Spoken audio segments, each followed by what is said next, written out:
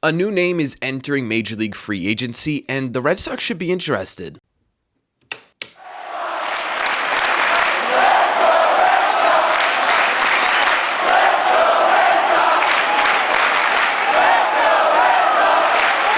What is going on, everybody? Welcome back to Red Sea Radio. My name is Corbin, and thank you very much for clicking on this video. Listen, over the next couple of weeks, we're probably going to get a lot of new players entering this free agent fray, right?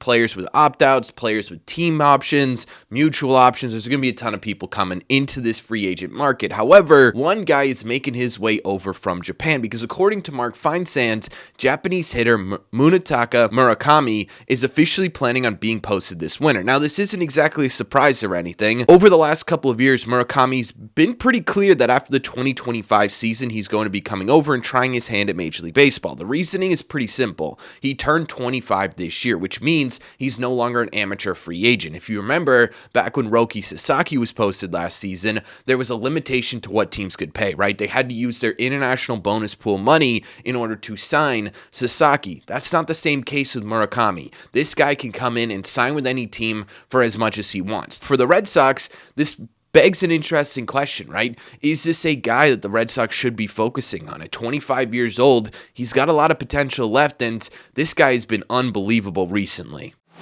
The big thing with Murakami is his power. If you know nothing about this dude, know that he can hit the long ball. Back in 2022, he hit 56 home runs, which is the most home runs ever in a single season by a Japanese-born baseball player. In fact, between 2019, where he made his professional debut, and 2024, he averaged 37 home runs a season. But it's not that this is all he can do. In that time span, he's also averaging around 25 doubles a year and over 90 RBIs. The Red Sox are looking for some pop to add to this lineup, folks. This could be a guy with a whole lot of it. The overall slash line during this stretch was an average of 272, an on-base percentage of 397, and a slug of 552 for an average WRC plus of 163, about 63% better than your average Japanese baseball player. Not to mention that this dude is not afraid to take a walk for himself either. In his first 6 seasons, he had an average walk rate of 16.4%. For reference,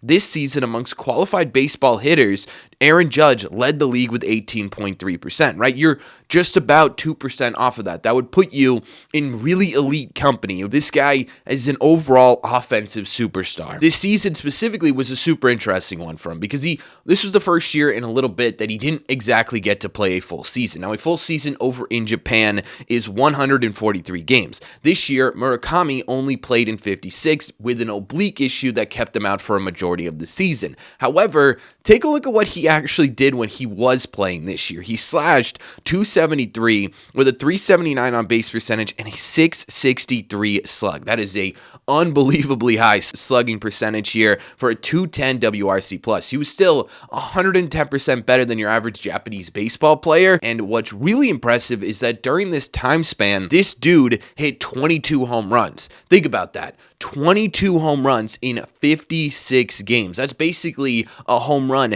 every other game that Murakami was putting up. Again, we want to talk about power. We want to talk about, okay, the Red Sox are sitting here. They're saying we need some home run potential in this lineup heading into the next few years of this contention window. Murakami might be the perfect answer to that, right? This guy does nothing but hit absolute piss missiles. I mean, that's just what he does, right? And it's an incredibly exciting player for the Red Sox to have open in this free agent market, especially from the left-hand side, which I know sounds crazy to say because the Red Sox have a lot of left-handed hitters, but you take a look at the left-handed hitters that they have, there's not a ton of like, okay, could this dude put up 30, 35, 40 home runs in a season, right? You've got Roman Anthony, who I think is fully capable of hitting 30 home runs a year, but outside of that, you don't have a ton of those guys in this lineup. Murakami could absolutely be that guy. Basically, what I'm saying here is he's just simply a fantastic hitter, but we need to take a look at all of them, right? Is there any drawbacks for Murakami, and what would it cost for the Red Sox to get this guy here? However, before we answer those questions, let's hear from today's sponsor. Because I have to tell you, if there's a surefire way to feel better the next morning after drinks with friends, it's pre-alcohol. ZBiotics pre-alcohol probiotic drink is the world's first genetically engineered probiotic. It was invented by PhD scientists to tackle rough mornings after drinking, and the last time I talked to you guys about ZBiotics, I told you that I was pretty skeptical about it at first. I used it at Fenway Park back in September, and I absolutely loved the way I felt the next morning. And I've continued to use it into October, especially during Oktoberfest season. Here's how this thing works. When you drink, alcohol gets converted into a toxic byproduct in the gut. It's a buildup of this byproduct, not dehydration, that's to blame for rough mornings after drinking. Pre-alcohol produces an enzyme to break this byproduct down. Fall is here, and that means it's time to enjoy cooler weather and some drinks out with friends. Whether you're enjoying a pint at an Oktoberfest celebration like me, or having a spooky cocktail at a Halloween party, don't forget to drink pre-alcohol before drinking. You'll be able to celebrate and still wake up feeling great the next day. To check out ZBiotics, go to zbiotics.com/RSR to learn more and get 15% off your order when you use RSR at checkout. ZBiotics is backed with a 100% money guarantee. So if you're unsatisfied for any reason at all, they will refund your money, no questions asked. Remember to head to zbiotics.com/RSR and use code RSR at checkout for 15% off.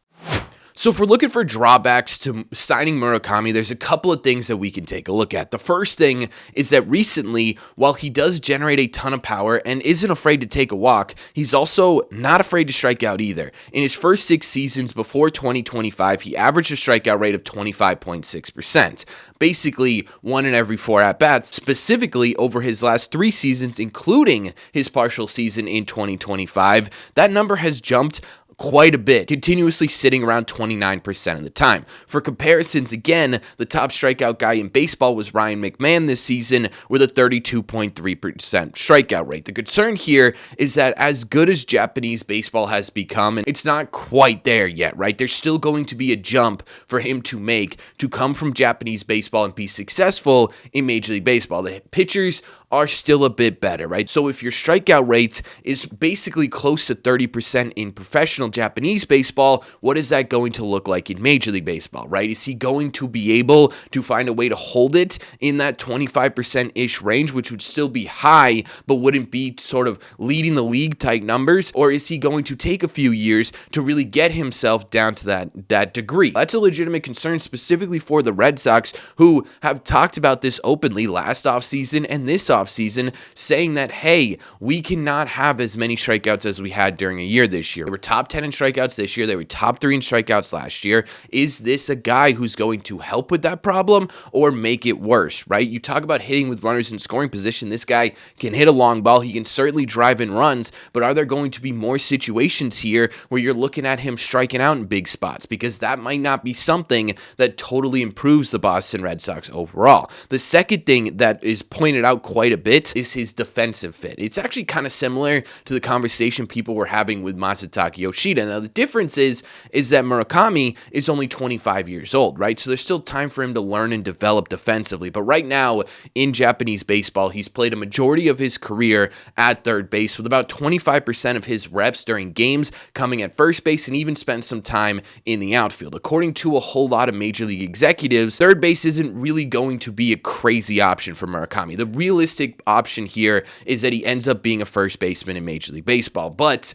for the Red Sox, you sit there and you say, okay, well, you led the league in errors last season, right? You were one of the worst defensive teams in baseball by that metric. There and say, oh, these are 2 of the things that the Red Sox really need to improve upon coming into this season. And these are 2 things that Murakami definitely struggles with. However, you take a look at it and again, you say, okay, could there be some solution here?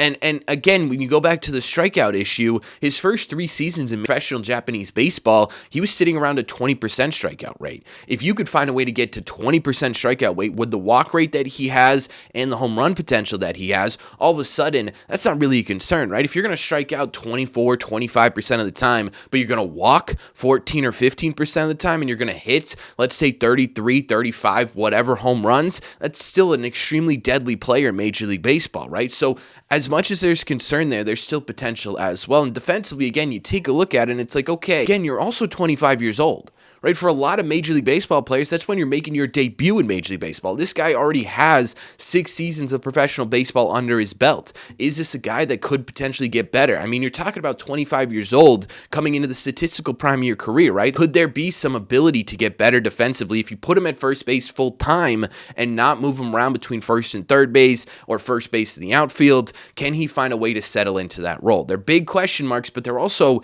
question marks right now, right? They're not guarantees that these are going to be issues. But the bigger question we got to talk about is, what's this going to cost?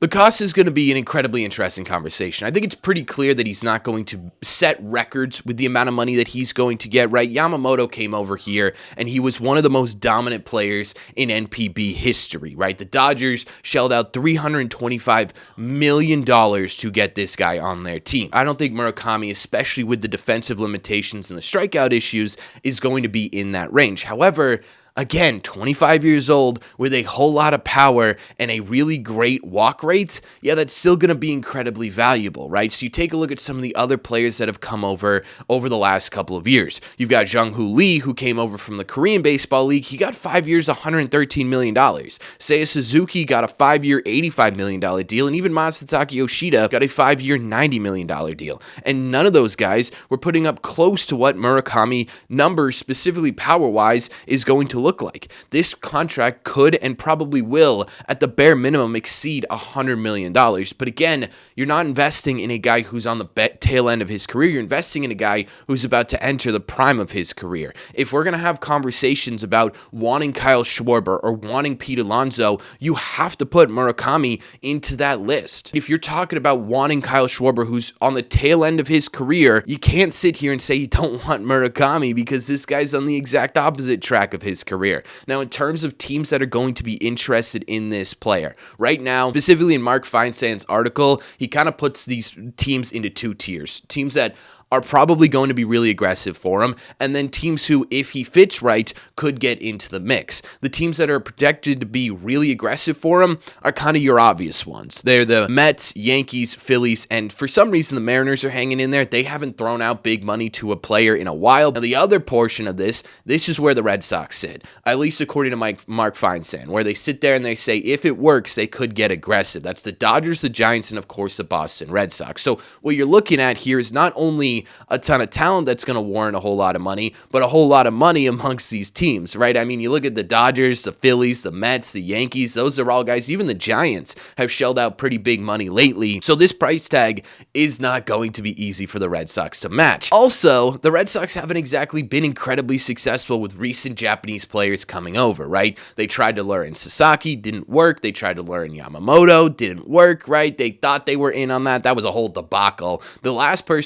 player that they were able to figure out and get here was Masataka Yoshida. So I think the Red Sox are fighting a bit of an uphill battle here. But if you're talking about, is this guy a perfect fit with Boston? He does kind of fit their mold perfectly, right? The Red Sox wanted more power, more legitimate power in their lineup. They're an incredibly young team that's all kind of growing together. Murakami just kind of slides perfectly into there. Again, you go back to, okay, who are the players you want in a Red Sox uniform this offseason? Pete Alonso and Kyle Schwarber, from a hitting perspective, is at the top of basically every Red Sox fan's wish list. Murakami has the potential to hit home runs like Kyle Schwarber and Pete Alonso, but is significantly younger and probably going to end up being at least a little bit less, specifically than Pete Alonso, I'd imagine. To me, yeah, absolutely, this guy feels like a perfect fit with the Red Sox. There are issues and there are concerns with Murakami, but there are issues and concerns with every single player on the free agent market this offseason. There's no like all-around perfect, legitimate, this guy's going to be a $400 million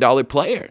So I think, yes, 100% he's a perfect fit with the Red Sox. I just don't know how much of a chance the Red Sox actually have at landing him. But starting to make a wish list of Red Sox offseason projections, I think this guy's towards the top of it. However, that's just my opinion. Let me know in the comment section down below, what do you guys think about Murakami? Is this a guy that you're sitting there saying, yeah, the Red Sox need to get this guy? Is this a guy that you're saying, if this, and this don't work out, maybe you take a look at him? Let me know all your thoughts in the comment section down below. As always, if you made it to the end of this video, do me a favor, make sure you guys have hit that subscribe button if you haven't already. If you're new here, we talk Red Sox content almost every single day. Also, make sure you guys have hit the like button on this video as well. It just simply helps out a ton, and it's the best way to let me know you're enjoying the content. Don't forget, if you guys want to listen instead of watch, all you got to do is head over to your favorite podcasting app and look up Red Seat Radio. Thank you all very much for clicking on this one, and I will see you in the Red Seats.